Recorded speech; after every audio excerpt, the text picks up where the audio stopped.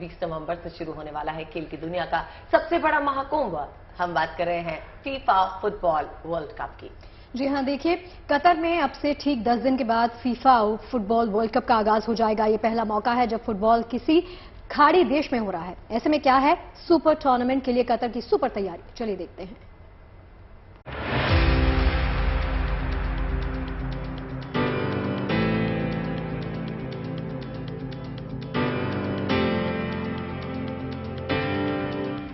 बत्तीस टीमें, 64 match, 15 lakh fans, खेल का सबसे बड़ा महाकुंभ। अब से ठीक 10 दिन बाद यानी 20 नवंबर से फुटबॉल का सबसे बड़ा आयोजन शुरू हो जाएगा। कतर में फुटबॉल विश्व कप का आगाज होगा और फुटबॉल फीवर लोगों के सिर चढ़कर बोलेगा। 20 नवंबर से शुरू होने वाले इस महाआयोजन के लिए कतर में भी तैयारियां पूरी हो चुकी हैं।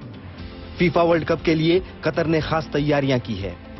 शानदार स्पोर्ट्स सिटी से लेकर स्टेडियम में एयर कंडीशनर बबल जैसी लेटेस्ट और तकनीकों का इस्तेमाल कर इस टूर्नामेंट को सुपर एक्साइटेड बना दिया गया है। दरअसल कतर में होने वाले फीफा वर्ल्ड कप के साथ ही उन 8 स्टेडियम की भी चर्चा जोरों शोरों से हो रही है, जो खास तौर से तैयार किया गया है। हर स्टेडियम को बेहद खास तरीके से डिजाइन किया गया है। इंटीरियर से लेकर स्टेडियम के मॉडल तक को अलग लुक दिया गया है।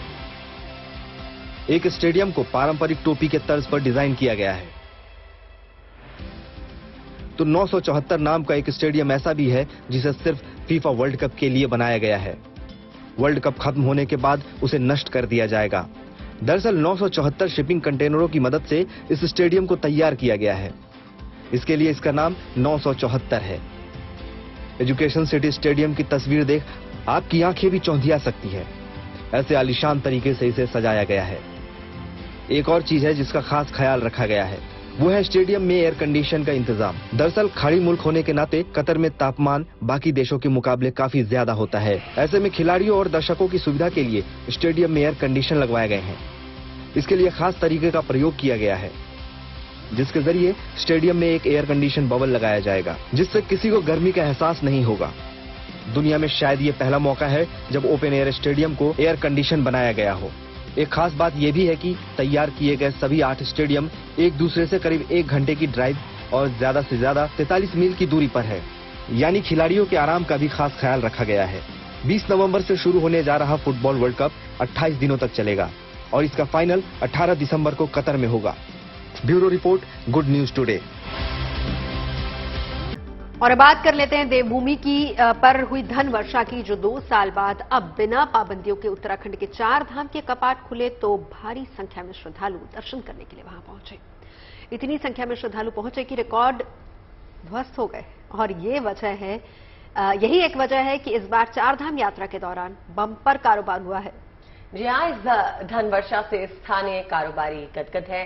केवल केदारनाथ और यमुनोत्री की ही बात करें तो यात्रा के दौरान 2 करोड़ से ज्यादा की कमाई हुई। न केवल चॉपर कंपनीज की अच्छी कमाई हुई, बल्कि घोड़े खच्चर वालों और दंड कंडी वालों की भी खूब आमदनी हुई है।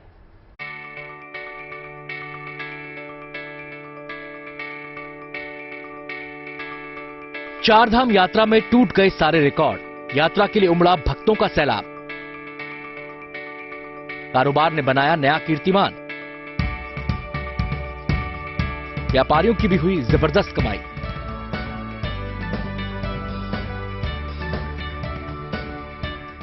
कोरोना के चलते 2 साल तक श्रद्धालुओं को चारधाम यात्रा के लिए भले ही तरसना पड़ा हो, लेकिन इस बार श्रद्धालुओं की संख्या ने चारधाम यात्रा के सारे कीर्तिमान ध्वस्त कर दिए। यही नहीं, स्थानीय कारोबार को भी नया आयाम मिला है।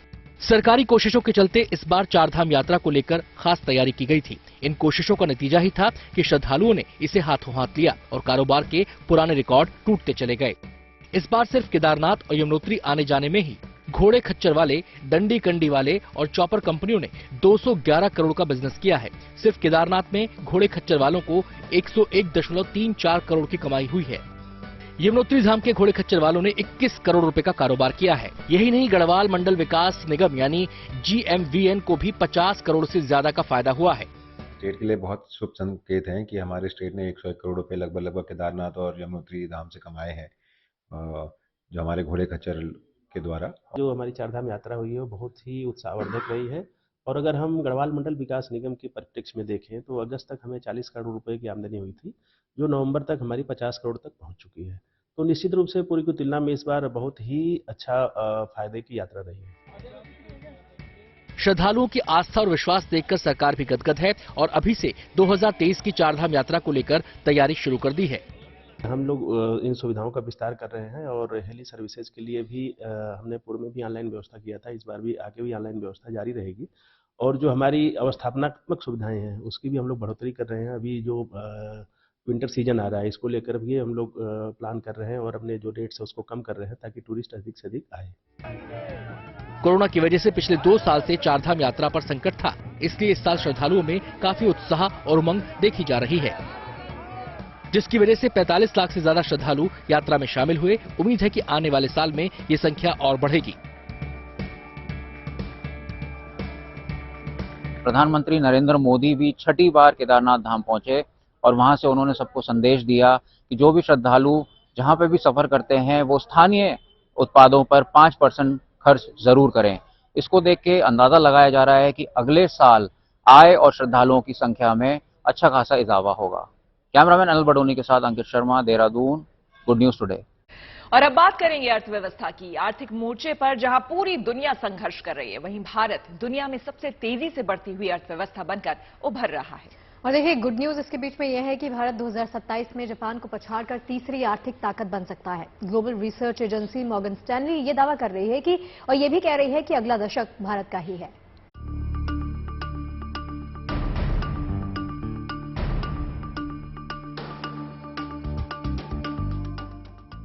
हिंदुस्तान के लिए खुशखबरी है। आर्थिक मोर्चे पर देश के लिए एक शुभ समाचार आया है। 2027 में ही जापान को पीछे छोड़कर तीसरी सबसे बड़ी अर्थव्यवस्था बनने जा रहा है भारत। इतना ही नहीं, अगला एक दशक भारत के नाम रहने वाला है। ये दावा हम नहीं कर रहे हैं, ये तो भारत की इकोनॉमी की रफ्तार से अभिभूत होकर दिग्गज global research agency Morgan Stanley कह रही है कि 2029 नहीं बल्कि 2027 में ही आर्थिक मोर्चे पर भारत जापान को पीछे छोड़कर तीसरी सबसे बड़ी अर्थव्यवस्था बन जाएगा। दरअसल global research agency Morgan Stanley लगातार अपने अनुमानों में बदलाव कर रही है। मॉर्गन स्टैनली ने महज एक हफ्ते पहले अनुमान लगाया था कि भारत 2029-30 तक जापान को पीछे छोड़कर दुनिया की तीसरी सबसे बड़ी अर्थव्यवस्था बन जाएगा। अब महज 6 से 7 दिनों में ही मॉर्गन स्टैनली ने अपना अनुमान को बदलते हुए दावा किया है कि भारत ये कारनामा 2027 तक ही करने में कामयाब हो जाएगा। जबकि एक हफ्ते पहले के अनुमान में 2027 में जर्मनी को पीछे छोड़कर चौथी सबसे बड़ी अर्थव्यवस्था बनने का दावा किया गया था। मॉर्गन स्टैनली ने फिर से दोहराया है कि अगले 10 साल तक दुनिया भर में भारतीय इकोनॉमी की रफ्तार सबसे तेज रहेगी। रिसर्च एजेंसी के मुताबिक भारत की जीडीपी अगले 10 साल में $3.4 ट्रिलियन से बढ़कर दोगुनी यानी $8.5 ट्रिलियन हो जाएगी। वहीं अगले 7 साल में 2030 तक ये बढ़कर $6.5 ट्रिलियन तक पहुंच सकती है। दावा है कि भारत हर साल अपनी जीडीपी में $400 अरब जोड़ेगा। इससे ज्यादा जीडीपी केवल अमेरिका और चीन की ही रहेगी। यही नहीं, अगले 10 साल में होने वाली कुल वैश्विक ग्रोथ में 20% हिस्सेदारी भारतीय अर्थव्यवस्था की होने का अनुमान है। दावा यह भी है कि भारतीय शेयर बाजार तीसरा सबसे बड़ा बाजार बन गया है। ये कहा जा रहा है कि 10 साल तक विकास दर 6.5% रहेगी। रिपोर्ट ये भी कह रही है कि भारत अब 15 साल पहले के चीन के बराबर पहुंच गया है। मॉर्गन स्टैनली की माने तो जीएसटी और पीएलआई का डबल इंजन इंडिया में हिट है और फायदा दे रहा है। ग्लोबल एजेंसी ये भी कहती है कि सर्विस निर्यात में भारत की हिस्सेदारी पहले से ही काफी ज्यादा है और कोरोना महामारी के काल में भी इसमें इजाफा हुआ है। ऐसे में सर्विस और मैन्युफैक्चरिंग मिलकर भारत को नई ऊंचाई पर ले जाने का दम दिख रहा है। और आर्थिक मोर्चे पर ये संकेत बखूबी मिल रहे हैं कि आने वाला वक्त हमारा है। आदित्य के राणा के साथ bureau report, good news today. चलिए अब रुक कर लेते हैं बद्रीनाथ का। जी हां, यहां पर बर्फ ने पूरे इलाके का श्रृंगार कर दिया हो ऐसा मालूम हो रहा है। बद्री विशाल की सुंदरता और बढ़ गई है इस बर्फबारी से। बद्रीनाथ धाम के कपाट बंद होने में बस चंद दिन बचे हैं। 19 नवंबर को कपाट बंद हो रहे हैं। जी हाँ, देखिए, इस बर्फबारी से एक तरफ मौसम ठंडा हो गया है तो दूसरी तरफ धाम की सुंदरता काफी हद तक बढ़ गई है। भक्तों को भगवान के दर्शन के साथ साथ प्रकृति की खूबसूरती का आनंद लेने का मौका मिल गया है।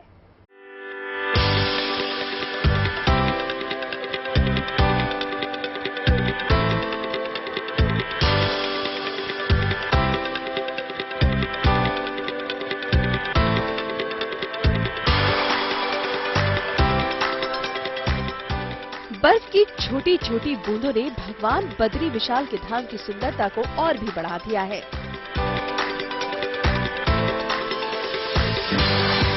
प्रकृति ने भगवान बद्री विशाल के मंदिर और उसके आसपास के इलाकों का अद्भुत श्रृंगार किया है। बर्फबारी ने मंदिर की खूबसूरती में चार चांद लगा दिए हैं। चारों तरफ बर्फ ने पूरे वातावरण को मनोरम बना दिया।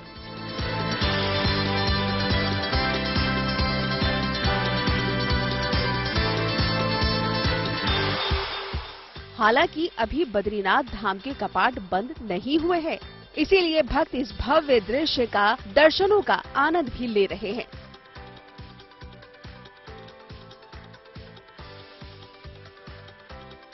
आने वाले 19 नवंबर को पूरे विधि विधान के साथ शीतकाल के लिए कपाट बंद हो जाएंगे, लेकिन अभी से बद्रीनाथ धाम में हो रही बर्फबारी ने यहाँ की रौनक को और बढ़ा दिया है। हालांकि ठंड बढ़ने से बद्री विशाल के भक्तों की संख्या में कमी आई है।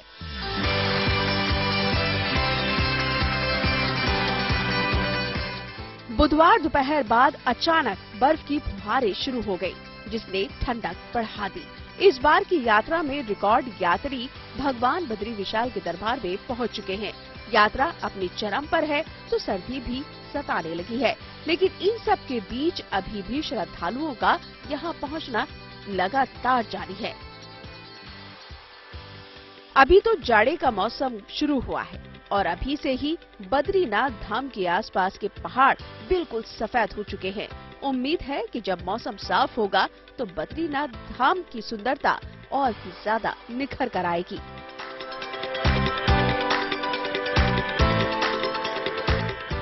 बद्रीनाथ से कमल नयन के साथ bureau report, good news today.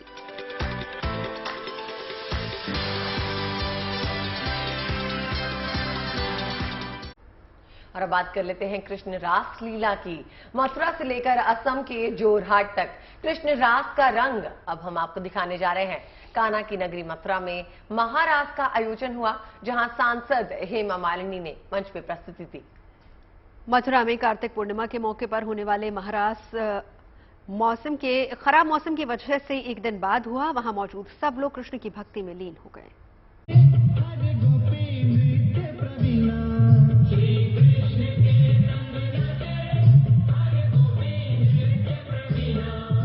ये प्रस्तुति कृष्णनगरी मथुरा में हुए महारास की है।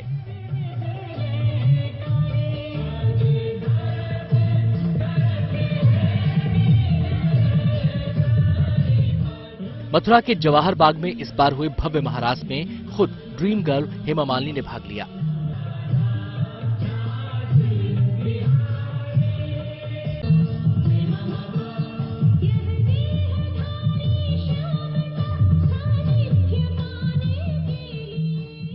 हेमा मालिनी ने इस दौरान कृष्ण लीला में राधा बनकर नृत्य करते हुए ऐसा शानदार समा बांधा कि लोग देखते ही रह गए।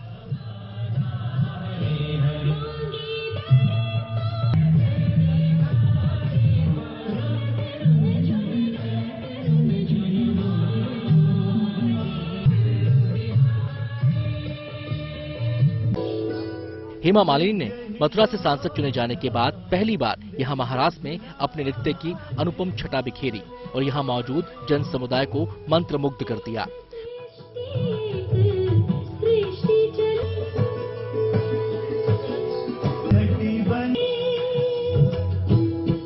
ब्रजमंडल में महारास का अपना अलग ही खास महत्व है। इस बार कार्तिक पूर्णिमा के अवसर पर सांसद हेमा मालिनी के महारास की प्रस्तुति होनी थी। बारिश के चलते प्रस्तुति एक दिन देर से हुई, लेकिन जब हुई तो हेमा मालिनी ने अपनी लय और ताल पर सबको झूमने को मजबूर कर दिया।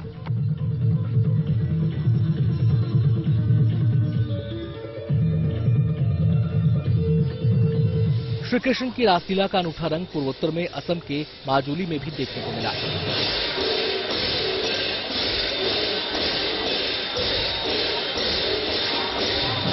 कृष्ण भक्ति के रंग में रंगे तमाम कलाकारों ने पारंपरिक तरीके से यहां कृष्ण लीला के विविध रूपों की अलग अलग शानदार प्रस्तुति से दर्शकों का मन मोह लिया। असम के माजुली द्वीप में कृष्णलीला की ये परंपरा बहुत पुरानी है और खास बात ये भी है कि पूरे इलाके में जगह जगह यहाँ रामलीला का आयोजन होता है। इस बार यहाँ 2-4 नहीं बल्कि 62 जगहों पर कृष्णलीला की झांकियाँ देखने को मिली और इलाके के तमाम लोग कृष्ण भक्ति में डूबे नजर आए।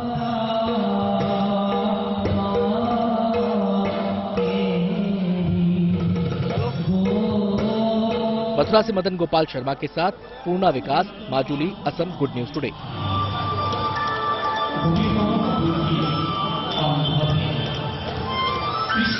अब रुक करते हैं उत्तर प्रदेश के पीलीभीत टाइगर रिजर्व का, जहां गजराज के आने से रौनक बढ़ गई। टाइगर रिजर्व में गजराज का शानदार स्वागत हुआ। गजराज ने भी अपने अंदाज से सबका दिल जीत लिया। जी हाँ, चलिए आपको बता दें कि कर्नाटक सरकार की तरफ से इस टाइगर रिजर्व के लिए 4 हाथी भिजवाए गए हैं। अब पर्यटकों के लिए खुलने के बाद इस टाइगर रिजर्व में इन हाथियों का दीदार आसानी से होगा।